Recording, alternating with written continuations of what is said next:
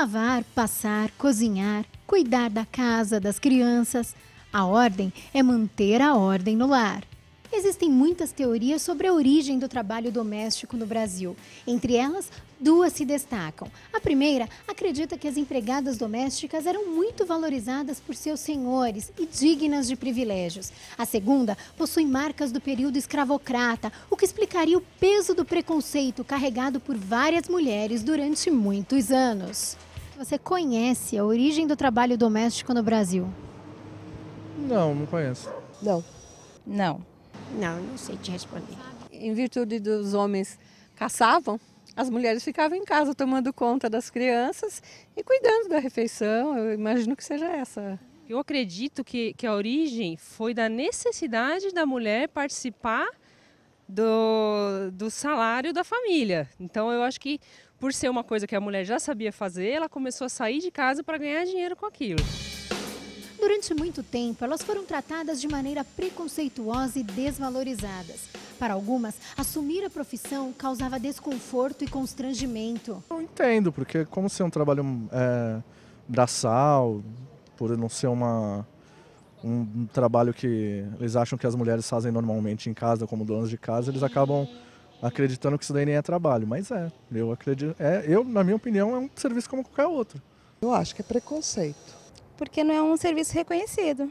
Trabalho como outros, honrado, respeitado, concorda?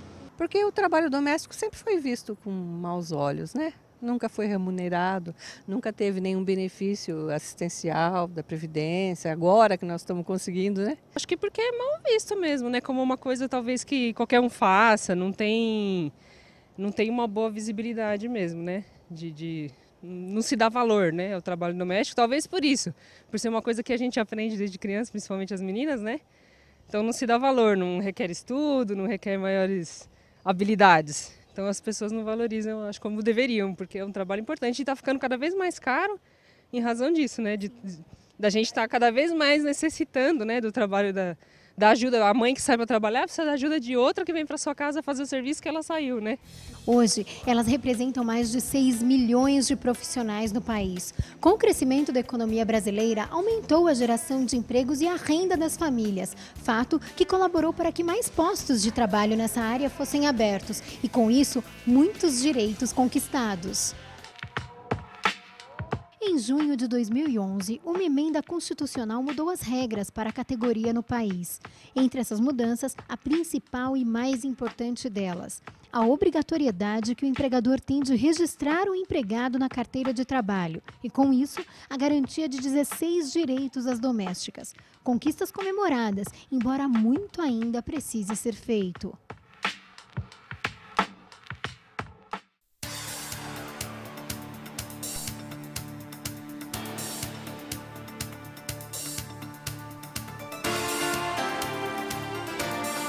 Muito boa noite, meu amigo, minha amiga. Nosso encontro de todo final de noite, nosso programa Ponto de Equilíbrio. E você já sabe, você pode participar acessando o nosso site www.programa.deequilibrio.com.br. Hoje nós recebemos o Dr. Renato Custódio. Renato, muito obrigado por você ter aceito o nosso convite. É um prazer recebê-lo aqui. Eu que agradeço o convite e a oportunidade de estar aqui com vocês hoje. Muito obrigado. E o Renato vai estar aqui para falar sobre um tema polêmico, um tema que gerou muita discussão, que até hoje não se sabe ao certo, porque se tem muita dúvida. Mas será que isso pode? Será que já está valendo? Será que eu vou ter que esperar mais? Será que já valeu para quem era empregado? É isso aí.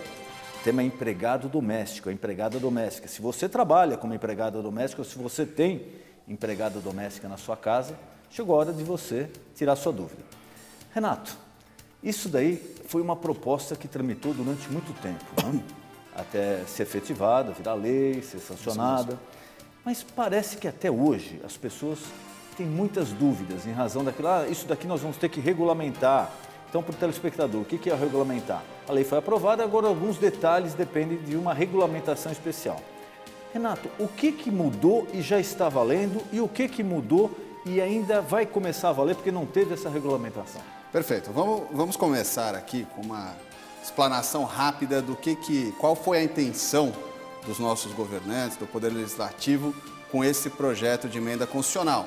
Me parece que, como uma introdução do que a gente pode falar e discutir sobre esse tema, é importante destacar o seguinte. O projeto de emenda constitucional 66, ele veio com uma intenção única: equilibrar os direitos que existiam entre os empregados comuns de todas as empresas e os empregados domésticos. E por que isso existia como um anseio dessa classe trabalhadora doméstica? Porque quando veio a Constituição em 88, né, eles dividiram direitos que seriam aplicados à categoria normal de trabalhadores e a essa categoria de domésticos. E inúmeros direitos que atingiam essa categoria normal não atingiam a categoria dos domésticos. Então, quer dizer, nós estamos falando já de um começo de 25 anos lá atrás. Constituição de 88. De 88. 25 anos atrás. Anos atrás. Então, já havia esse anseio há muito tempo dessa categoria de trabalhadores. E aí a PEC 66 veio com a intenção de equilibrar essas relações, né? Que é o que a gente chama de isonomia, né? Tratar todo mundo de forma igual, certo? Só que eles fizeram isso de uma forma um pouco, não vamos chamar de atrapalhada, mas sem a previsão da reação popular que isso teria, em dois aspectos. Um, do lado do trabalhador, né, do empregado doméstico, que passaria a ter ali uma série de direitos que não tinha antes, e o mais complexo, que é do lado do empregador, que tem um orçamento, que nós não podemos esquecer, que é no âmbito doméstico, já inserido aquele custo do empregado. E uma vez que você muda a lei, esse orçamento aumenta significativamente. Então, o que aconteceu foi isso. A PEC número 666, e PEC é Projeto de Emenda Constitucional, serve para mudar um dispositivo que tem na nossa Constituição. A PEC 66 ela foi aprovada e ela resultou na Emenda Constitucional número 72. E essa emenda constitucional, aí sim, trouxe uma série de direitos. Os mais importantes direitos ali previstos são o fundo de garantia. Antes, o empregado doméstico não tinha direito ao fundo de garantia. Só recebia fundo de garantia aqueles empregados domésticos cujo empregador espontaneamente pagava, ou seja... Era opcional. Quase ninguém, né? Era opcional. Era opcional. Opcional, uma conta a mais para você pagar é não. Não. Lógico. Daí não. Então, o que aconteceu foi isso. Um dos direitos que passou a valer também para a categoria dos domésticos é o direito ao fundo de garantia. Que representa 8% do salário. Exatamente. E causa uma confusão muito grande, porque assim que saiu a PEC 66, a Emenda Constitucional 72, por intermédio da PEC 66, rapidamente uma série de empregadores domésticos começaram a nos procurar para tirar dúvidas, né? E eles achavam que os 8% seriam descontados dos trabalhadores. E não é isso. Não. Né? Na verdade, então, o salário de uma empregada que ganha R$1.000, R$80. O empregador, além de pagar o salário, ele vai depositar mais R$80 por mês numa conta do fundo de garantia para a empregada. Exatamente isso. Então, esse é um dos direitos. Aí teria o desdobramento desse direito. Qual é? Na hora de rescindir o contrato de trabalho, você tem uma indenização compensatória, que é chamada pela lei, que corresponde a 40%, que todo mundo chama de multa de 40%. A famosa multa do fundo de garantia. Isso. Né? Aí, pronto, se tem fundo de garantia, tem que ter multa, certo? Já é um aspecto aí novo que a Emenda Constitucional 72 nos trouxe.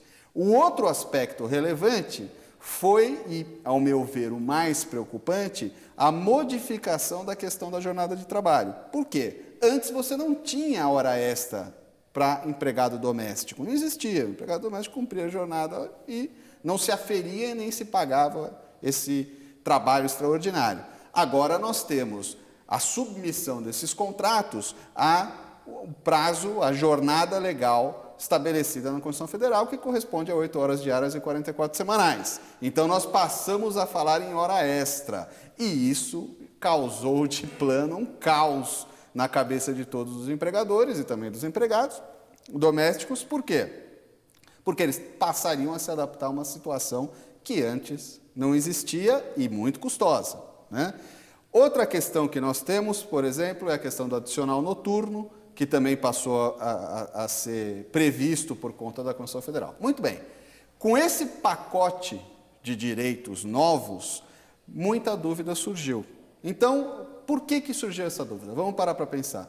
Você é um empregador doméstico, certo? Você vinha com a sua vida ali. Qual que é, normalmente, a relação empregado doméstico, empregador doméstico, em relação àquele empregador que conta apenas com um empregado doméstico em casa? Ué, normalmente, serve-se o café da manhã, depois vai servir o jantar, no meio do dia fica um lapso de tempo sem ter muito o que fazer. Então, a gente vê muito isso. Eu fui muito consultado. É uma jornada típica, Uma né? jornada típica. Diferente de quem trabalha numa fábrica, numa linha de Exatamente. produção. Até porque a finalidade do que está se fazendo ali é completamente diferente, né? Então, eu costumo dizer o seguinte, que não pode colocar, ainda que a lei traga uma situação do que eu falei de isonomia, que é a igualdade de direitos, não se pode colocar no mesmo balaio todo mundo. Por quê? O empregado doméstico, ele tem essa atividade atípica mesmo, né? Ele vai lá, chega de manhã, né? No caso da empregada doméstica, serve o café da manhã, serve talvez o almoço ou não, vai servir o jantar. Então, você acaba tendo uma jornada estendida. Isso já foi um problema de imediato que ninguém conseguiu resolver, acompanhado de um problema maior, que são aqueles empregados que dormem na casa do empregador. Que hoje em dia ainda é a maioria, é isso? Não, não, a gente tem visto cada vez menos isso, até porque a característica dos domicílios mudou muito, né? Mas você ainda tem essa situação de uma forma significativa, não maioria, mas significativa, e aí logo se causou um desespero. O que eu vou fazer? Eu vou ter que pagar a hora extra, 24 horas, né? Considerar a jornada 24 horas. Fica difícil se apurar, né? Então, o que aconteceu foi exatamente todas essas dúvidas, certo? Então, num primeiro momento, como é que você vai considerar o que você deve fazer para estar dentro da lei? Porque quem nos consultou, e me parece que a grande maioria, quer fazer o quê? A coisa certa. Porque está na lei e porque ninguém quer criar um passivo trabalhista. Muito menos no âmbito doméstico, né? Não faria o menor sentido. Então, essas questões nos vieram. E olha que situação interessante. Apesar dessas questões terem nos sido apresentadas, elas não estavam muito claras nessa emenda constitucional de como é que isso se daria. E quando também, né? Para falar a verdade deles, o quando é imediato, porque é uma previsão constitucional. Então, esse quando é imediato. Mas e aquela história? E para a empregada? Porque é a dúvida que o telespectador pode pensar agora. Eu tenho uma empregada que já está comigo há 10 anos. Certo. Então, ela estava no regime antigo. Eu nunca depositei o fundo de garantia. Perfeito. Eu tinha um outro relacionamento com ela em pagamentos, não tinha hora extra, mas de vez em quando eu dava um presente para ela. Etc. Quem foi registrado no regime antigo, a partir de agora, já tem que se enquadrar no novo sistema? Então, essa é uma grande pergunta, porque quando saiu a PEC, aliás, a Emenda Constitucional 72, ficou a dúvida, vamos aplicar agora? Vamos, é uma emenda constitucional, ela não depende de regulamentação expressa em lei, vamos aplicar. Sim, mas como é que se aplica? É impossível a aplicação. Eu, como empregador doméstico, ia lá recolher o fundo de garantia, como eu faço para os demais empregados, então, e é o que eu estava dizendo, isso criou uma comoção muito grande, né? Criou uma reação dos empregadores domésticos, tanto que se ouviu falar num desemprego maciço como consequência disso. Essa é outra parte da história, né? Porque tem aquela... Não, vamos criar direitos, mas a gente também tem que estar preocupado em manter emprego. Claro, porque tem um equilíbrio de custo, né? Então, o que aconteceu foi o seguinte, com essa reação imediata dos empregadores domésticos, o Poder Legislativo reagiu. E ele tinha que reagir, porque se ele criou a emenda constitucional e a coisa teve um efeito negativo ou não teve efeito porque não se entendeu muito bem como aplicar essa situação, então ele reagiu. E essa reação foi exatamente um projeto de lei do Senado Federal, cuja relatoria do senador Romero Jucá, que está em tramitação, certo? Que traz algumas regulamentações sobre isso. Né? Não vale nem muito a pena a gente se aprofundar em quais são as regulamentações, porque o que está acontecendo? Aperta daqui, pressiona dali e tal, e então a coisa ainda não está muito bem definida. Um exemplo que eu dou, por exemplo, é a situação do recolhimento previdenciário. Né? Então, o recolhimento previdenciário ele já existia, você era obrigado a pagar INSS. Sim, mesmo no regime antigo já existia. Como é que era no regime antigo? A gente pagava 12% como empregador, certo? E o empregado doméstico contribuía com 8% e ali era descontado do salário dele. Compunha-se 20%. 20% do total. E aí o empregador recolhia através daquele carnezinho do O famoso INSS. carnezinho laranja, né, que o pessoal Isso, aquele que falava. todo mundo conhece. Preenche ali, recolhe, paga no banco, estava dentro da lei. Muitos empregadores nem descontavam, né, do Então, empregado. essa relação atípica. Pois né? é, essa relação atípica. Eu não vou Não é o descontar, não. caso. Deixa eu pagar os 20%, não tem problema. Que muita gente faz. E aí o que nós tivemos com isso? Vem uma legislação nova, no caso da emenda constitucional, e diz assim, agora você tem que pagar fundo de garantia. Aí você fala, pô, como é que eu vou pagar fundo de garantia? Eu vou ter que contratar um contador, porque é uma guia complexa. Eu vou ter que ir recolher isso na Caixa. A hora que eu dispensar o empregado, como é que eu vou ter que homologar? Como é que todas essas dúvidas surgiram? Vou ter que fazer o cálculo de quanto eu tenho que pagar de multa, pegar o extrato da Caixa. Isso era a ponta do iceberg, né? Aí vem todo o resto. Qual é o resto? Além de eu ter que pagar o fundo de garantia, eu também vou ter que passar a controlar a jornada do empregador doméstico. E a coisa foi tão explosiva e cheia de dúvidas que algumas empresas até lançaram alguns equipamentos de controle de jornada eletrônico residencial. Chega a ser engraçado, né? Porque, para pensar, você na sua casa... Eu cheguei a ler algo sobre isso. Você na sua casa passa a ter ali uma empresa, né? É desconexo com a realidade da finalidade da residência. E com a relação, né, de empregada patroa. Que há uma questão, não, eu não tenho relação pessoal nenhuma com a minha empregada. Minimamente tem, porque ela está dentro da sua casa. Você tem muito maior do que se você é empresário e tem uma pessoa trabalhando na sua linha de produção. Que aí você raramente vê essa Exatamente. pessoa. Mas a empregada assim, você está convivendo. A expectativa ali que você tem do relacionamento de custo e retorno de produtividade de alguém dentro de uma linha de produção, dentro de um escritório, ela existe. Dentro de uma casa não existe, né? Você quer que a coisa ande, mas você não está pensando ali em lucro, você não está pensando em produtividade. Então, assim, e de mais a mais, não é raro, e a gente afirma isso com segurança, que no Brasil é muito comum o empregado doméstico senta à mesa, junto com os patrões. Não, come o que você come, não é comida diferenciada. Divide momentos de lazer, assiste TV junto. Acompanha o crescimento da sua filha, do seu filho. Então, assim, não adianta você querer exigir que as coisas sejam exatamente iguais. Mesmo apesar disso, ficou-se a dúvida. Bom, tudo bem, mas pode haver amanhã ou depois uma discussão até em âmbito judicial de se houve hora extra ou não. O que fazer, né? Então, vamos arrumar um livro de ponto, não um relógio eletrônico biométrico, não correr disso, mas um livro de ponto e começar a anotar. É recomendável fazer isso? É obrigatório? Não. Por quê? Porque a CLT é muito clara quando ela diz o seguinte, que o controle de jornada só é obrigatório quando você tem mais do que 10 empregados. Que no âmbito doméstico, salvo raríssimas exceções, não vai acontecer nunca. Mas, por outro lado, para o empregador doméstico, isso reflete uma certa segurança e uma coisa que no âmbito doméstico quase ninguém tem, que é um controle dessas atividades. Ninguém fica em casa controlando. Então, você vai lá, anota. Então, nós recomendamos isso. Tenha lá um livrinho, uma coisa informal, que a empregada assina, a hora que entrou, a hora que saiu, a hora que parou para almoçar. Certo? Porque esse intervalo não é computado na jornada, então é importante que ele esteja discriminado também. Que normalmente também a pessoa não está em casa, né? Não, isso daí. Imagina.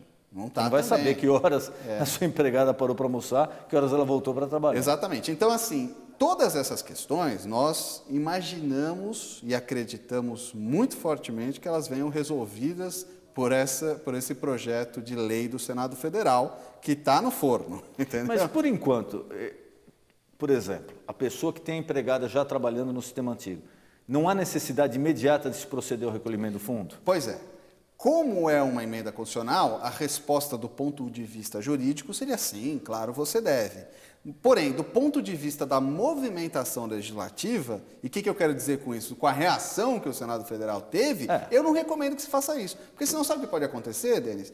Você recolhe 8%, vem o Senado Federal e fala, ou o Congresso Nacional e fala, 6. Não é 6. Aí você faz o quê? Amarga os 2%. Em tal período vai ser 8, depois é 5, depois é 4. Exatamente. Então, a minha sugestão aberta que eu fiz foi o seguinte, esperem e provisionem, certo? Porque nós estamos falando aí de poucos meses, 3, 4 meses para isso resolver, certo? É um montante de dinheiro relativamente pequeno para caso você tenha algum tipo de inconveniente, uma disputa judicial. Concorda comigo? Então, você está preparado. Você está preparado. Então, o que é muito melhor? É andar com segurança. né, do ponto de vista legal. Então, provisione, converse com o seu empregado doméstico, né, mostre essa situação para ele. Olha, nós temos uma situação nova, que a lei nos trouxe, que a Constituição Federal garante, mas ela não está muito clara e o Congresso Nacional está cuidando disso.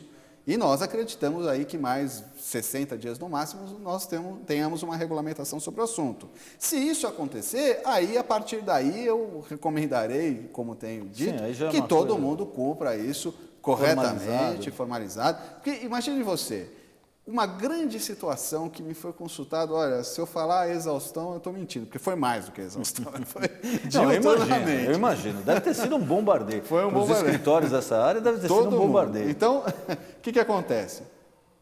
Todo mundo diz, mas meu empregado entra de manhã, fica até de noite, mas no meio do dia ele não trabalha. A gente sabe que trabalha, mas não existe um controle de meio do dia porque as pessoas estão com seus afazeres próprios. Assim como o empregado está ali trabalhando no âmbito doméstico, os patrões estão em algum lugar trabalhando também, os filhos estão na escola e por aí vai. O que acontece com isso? O que é importante nesse aspecto é que os empregadores começaram a achar que eles tinham que fragmentar essa jornada. Não, então trabalha 4 horas de manhã e 4 horas à tarde. Só que a lei não permite isso. O intervalo máximo é de 2 horas. Agora, existem categorias em que essa situação é possível. Por exemplo, os garçons, os trabalhadores em restaurante. Todo mundo sabe. São categorias especiais. Especiais. Né? Tem um acordo sindical. Isso, exatamente. E por que eles têm essa diferença e o resto dos trabalhadores não tem? Exatamente por causa disso. Por causa da característica da função deles. Do horário, né? Do horário. Trabalho, almoço é janta. Exatamente. Ele fica lá no meio da tarde e não vai fazer nada. Fica um lapso de manhã também não vai fazer nada. Aí o que se convencionou? Que isso é até mais vantajoso para o próprio empregado. Né? E aí começou a se pensar nisso. Então, a nossa expectativa é que essa legislação traga alguma coisa nesse sentido. Olha, a gente consegue ter um intervalo maior, a gente consegue fazer a compensação de horas. Então, o que acontece? É muito comum que não se trabalhe no âmbito doméstico de sábado e domingo. Isso. Muito comum. Né? Acho que eu não tenho nenhuma estatística formal, mas pelas pessoas que me rodeiam, eu vejo isso acontecer. Então, ora, a Constituição Federal fala 8 horas diárias. Se a gente contar 8 horas diárias, né? Segunda a sexta dá 40. 40. Sobra 4 para o sábado, porque são as 44 semanais. Ou 7 horas e 20 corridas, né? Mas o que eu vou fazer com essas 4 horas do sábado? Você compensa na semana. Existe previsão para isso? Existe. Certo? Então, você vai lá, faz um acordo individual de compensação de horas e divide esse... Vai dar uma jornada semanal de 8 horas, diária de 8 horas e pouco. Dá 48 40, né? 48 minutos. 48 minutos. Não estou fazendo a conta agora, não. Eu já sabia. Então, o que acontece é essa situação. Tá? Você vai ter uma atividade que ela tem que ser adaptada à realidade e às características da função que está se exercendo. Eu acho que o frigir dos ovos aí, Renato, é o seguinte: o empregador tem que estar preparado porque vai vir um acréscimo no custo total de se manter um empregado doméstico. Não tenha dúvida. Então, nessa história, porque ela já trabalhava aqui, eu não preciso, precisa. A hora que regulamentar, precisa. E de quanto vai ser, exatamente não se sabe ainda, mas o empregador tem que estar preparado que ele vai ter um custo aumentado em 5%, 10%, 8%, ninguém sabe. Mas que isso vai acontecer, vai. O que tem acontecido, e eu tenho ouvido muito falar nisso, é, por exemplo, essa situação do empregador pagar por conta do empregado a parte que lhe caberia do INSS, os 8%. Ora, se ele para de pagar isso e começa a pagar o fundo de garantia, você está trocando 6 por meia dúzia. Né? Fica na mesma. Aí você vai falar, mas o empregado vai perder. Não vai, porque esse valor está sendo recolhido numa conta vinculada em nome dele na Caixa Econômica Federal. Não, é importante esclarecer também. O fundo de garantia, esse dinheiro que o empregador vai depositar, esse dinheiro é exclusivamente do empregado. Isso. Exclusivamente do empregado. Não é do empregador, não é do governo. Nada. O governo, pura e simplesmente, mantém esse dinheiro lá, que quando existe uma rescisão de contrato de trabalho ou, de repente, uma doença grave ou para se adquirir a casa própria, o trabalhador é um direito dele ir lá e levantar esse dinheiro. Então, é uma poupança forçada. Que é a ideia, né? Por que existe o fundo de garantia? Né? Porque também veio na legislação isso como uma compensação por você não ter, por exemplo, uma estabilidade. Né? A Organização Internacional do Trabalho tem uma convenção de número, vou me pegar agora, mas 158, que diz o seguinte, tem que ficar todo mundo estável, que nem funcionário público. Mas não tem isso na iniciativa privada. Teve uma mudança, se não me engano, em 66, né? Teve aí. Que aí veio o Fundo de Garantia, exatamente, que era para substituir isso. Exatamente. Renato, uma outra coisa. O pessoal às vezes está fazendo confusão entre essa nova legislação da empregada e o registro da empregada doméstica. Porque eu já escutei, mas agora vai ser obrigado a registrar. Não, obrigado você já é há muito tempo. Muito tempo. Muito tempo. Desde 43, pelo menos. Exatamente. Porque não sei de onde surge. Não, a empregada doméstica não precisa registrar, eu pago ali para ela, eu dou o salário dela, quando muito eu recolho o carnezinho. O registro da empregada doméstica, eu gostaria que você esclarecesse, é exatamente igual com qualquer outro trabalhador. Sim, o princípio aí envolvido é você analisar se os pressupostos para a existência de uma relação de emprego, que é isso, né? Registro ou não registro? Tem relação de emprego ou não tem relação de emprego? Então, assim, é a análise desses pressupostos. Se eles estão presentes, trata-se de empregado. Se eles não estão presentes, não é empregado. A principal situação que a gente tem discutido no âmbito doméstico é a questão da habitualidade, que aí criou-se até uma cultura popular aí para poder ter um critério objetivo de o que é habitualidade, porque a lei não fala. Quem vai falar é uma análise dos juízes que apreciam as causas, dos doutrinadores, né, os juristas que escrevem sobre o assunto, então você tem uma fixação. Então, hoje, nós temos um pouco mais sedimentada a ideia de que até 2 dias por semana... vem a história aí, a faxineira, porque eu já sei, tem muita gente que está nos escutando agora e está falando, mas espera aí, eu tenho uma faxineira que vem 2 vezes por semana em casa. Então, será que eu preciso registrar? Essa nós recomendamos que não se faça o registro, baseados em decisões, em fortes e reiteradas decisões dos tribunais. Então, assim, até 2 vezes por semana, ela é a chamada diarista. Diarista não se registra. Por que não se registra diarista? Primeiro, por causa da inexistência da habitualidade. Segundo, porque ela vem e você paga. Fez o serviço, você paga. Se ela não vier, você não paga. Pagar. Ela tem a flexibilidade de vir ou não vir, porque você não pode puni-la de forma nenhuma, né? Porque o seu ajuste é diário. Trabalhou, ganha, trabalhou, não ganha. Se ela ligar e falar, semana que vem eu não posso, que eu arranjei uma coisa melhor. Ou como é muito comum, e eu já vi isso acontecer recorrentemente, a diarista manda uma colega. Hoje não deu. Estou mandando uma amiga. Estou mandando uma amiga. Então, imagina, num contrato de trabalho, você, sei lá, advogado de uma empresa, aí você liga lá para o teu empregador e fala, olha, hoje eu não vou mandar uma amiga. Não vai dar certo. Então, isso é uma das características que diferencia o trabalho, que foi a sua pergunta, com registro e sem registro. Mas isso já existe há muitos anos, né? Mas há muitos anos. Já é sedimentado na CLT, não tem dúvida nenhuma, está previsto lá no artigo 3º esses pressupostos.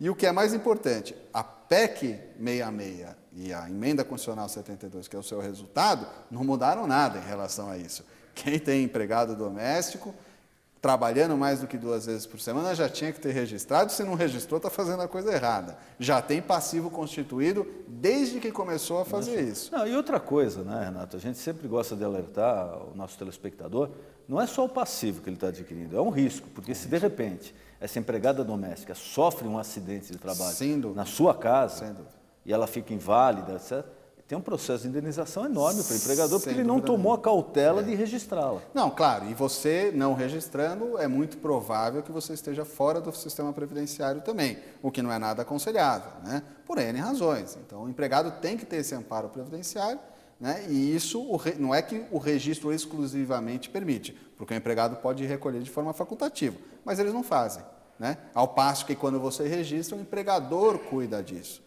Já né? passa a obrigação Aí dele.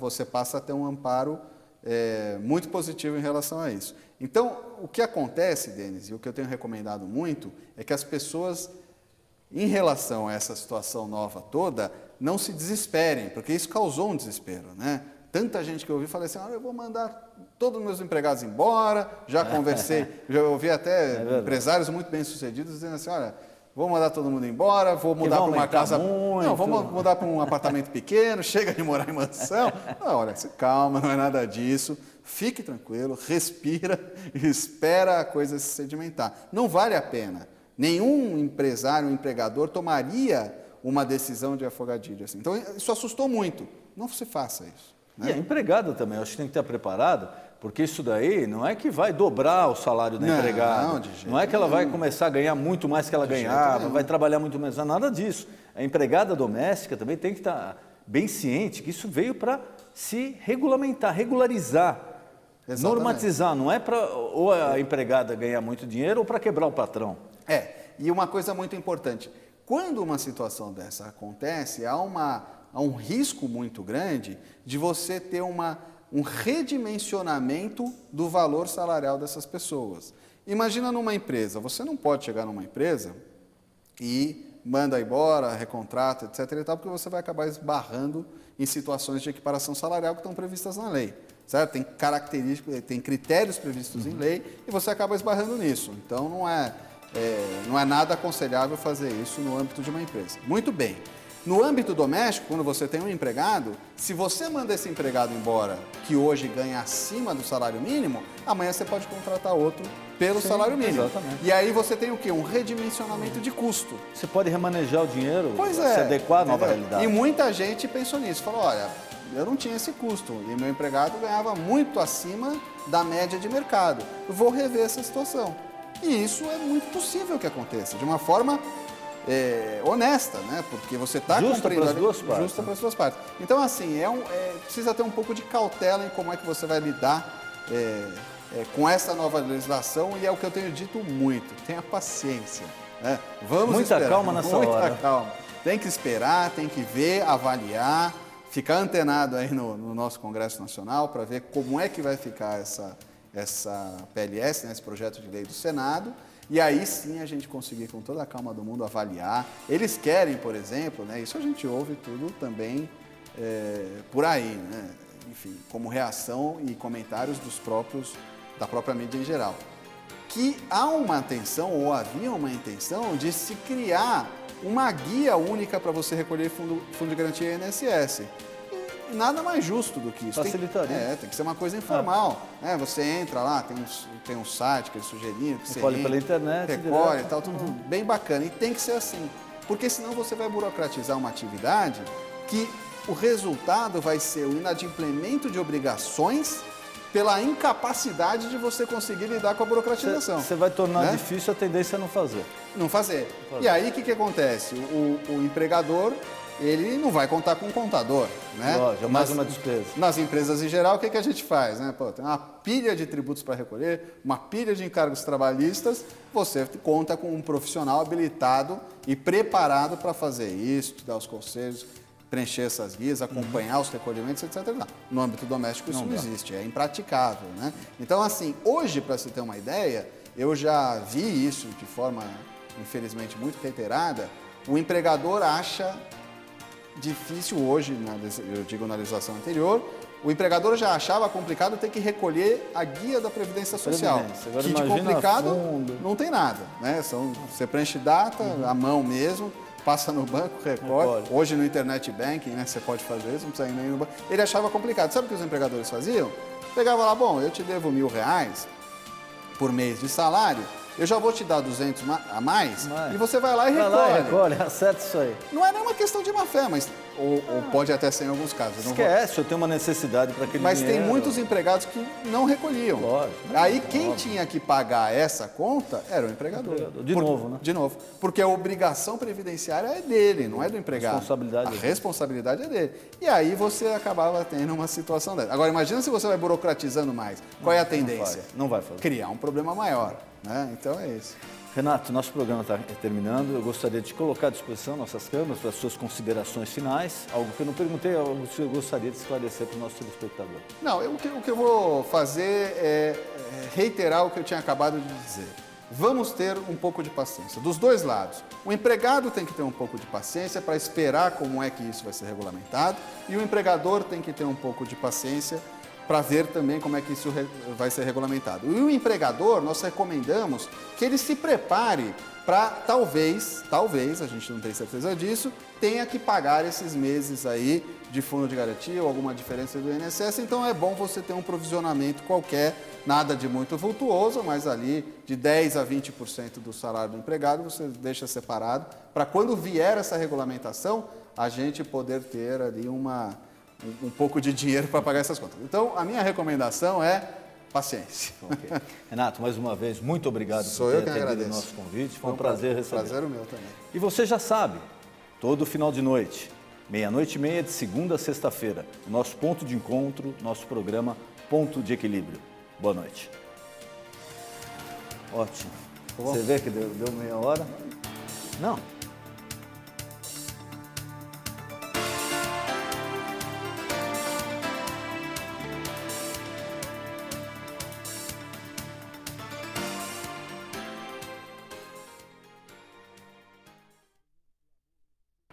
E você já sabe, o nosso encontro de todo final de noite, 00:30, de segunda a sexta-feira, o nosso programa Ponto de Equilíbrio. Espero por você.